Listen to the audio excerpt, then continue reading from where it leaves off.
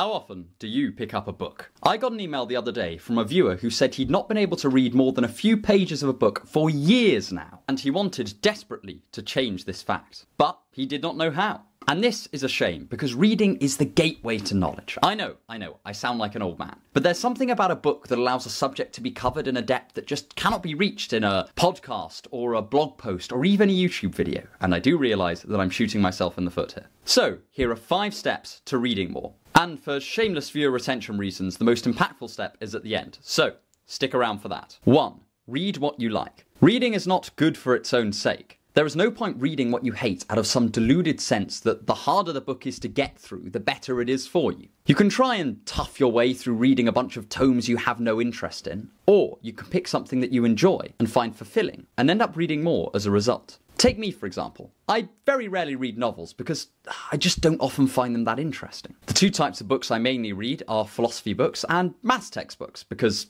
I'm a massive nerd and I have no friends. But I did not always do this. When I was younger, I would force myself to read Charles Dickens novels out of a misplaced sense of duty, and I hated them. I hated them so much that it put me off reading altogether for years. So don't make my mistakes. Stick to reading what you're actually interested in and actually enjoy reading, and thus keep your love for reading alive. By enjoy here, I don't necessarily mean find supremely pleasurable in the moment. Leafing through gossip columns might be immensely fun, but it's not necessarily going to be fulfilling long term. I mean, seek out the kind of book which balances the twin properties of being pleasurable while you're actually reading it, and also gives you a sense of fulfillment once you've finished it. Once you find a topic you're genuinely enthralled with, reading will become not only fun, but effortless. And don't be afraid to abandon a book if it stops being as interesting as you first thought. You don't owe the book finishing it, and if you've got all you want from it, then feel free to move on. 2. Set the bar low. As when we try to form any habit, it's worth consulting Atomic Habits by James Clear. Clear points out that we need a string of small victories to keep us going with a new habit, and this means putting the bar for success practically on the floor. If you're not currently reading every day, then just 1 page or even 1 paragraph per day will allow you to establish the habit of reading, and you can then ratchet up the intensity over time. Far too many people try setting a reading habit by being really ambitious. They think of reading a book per week or even a book per day, and they might be able to keep this up for a very short amount of time. But soon the initial thrill of embarking on a new adventure wears off, and they're just left with a hugely difficult task ahead of them and no motivation left to keep the momentum going. And don't beat yourself up if you fall off the wagon. If you make reading something you punish yourself for not doing, you'll quickly associate it with pain, and that will make you avoid it even more.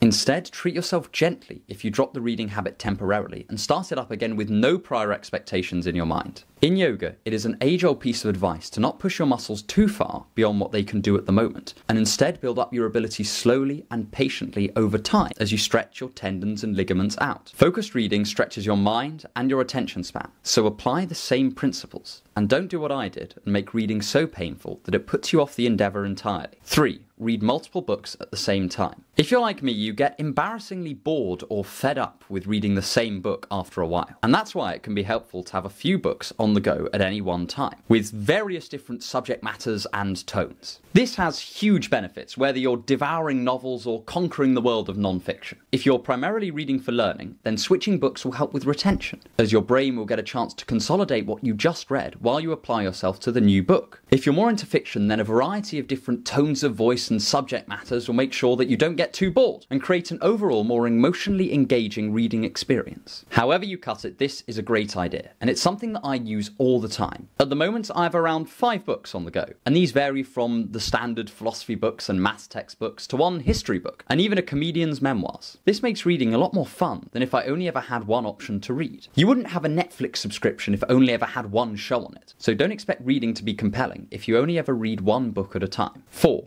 Read with a friend. Picking up a new habit is much easier with other people, especially if it's a friendly competition. So if you and a friend find you have the same sorts of interests, embarking on reading together is a great idea. Think of it like an informal book club. You don't need to meet regularly or anything like that, but you can have something to chat about each time you see one another. And this way you'll end up getting closer with your friends as a result. It is a win-win. I did this with a friend who, being suitably edgy, wanted to read some more Nietzsche. So we both agreed to read Beyond Good and Evil together. Because we're both childishly competitive, this quickly turned into a race to see who could devour the book the quickest, and who could come up with the most interesting interpretation of this Polish existentialist's thoughts. Soon we were not only reading the book, but reading articles around the topic, journaling about it, and shouting over one another at a pub like a pair of truly pretentious wankers. The point is, neither of us would have read that book as thoroughly, or thought about it as deeply, had we not decided to enter this admittedly pointless competition with one another. So if you enjoy competition in a similar way, get a friend involved. Or if you're less competitive, then maybe just have regular, less psychotic discussions with your friends about your reading material. 5.